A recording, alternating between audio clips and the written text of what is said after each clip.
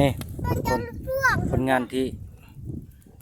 ได้มื้อนี้นี่บ่หลายดอกทุกคนนี่พอได้กินอยู่นี่ปลาเค็งปลาคอนี่แล้วก็มีกุ้งนี่ปลาก็บ่ใหญ่ปานใดทุกคนมีแต่ปลาน้อยนะอันนี้ก็จะเป็นปลาอย่างนี้ปลากินหญ้าวันนี้ทุกคนนี่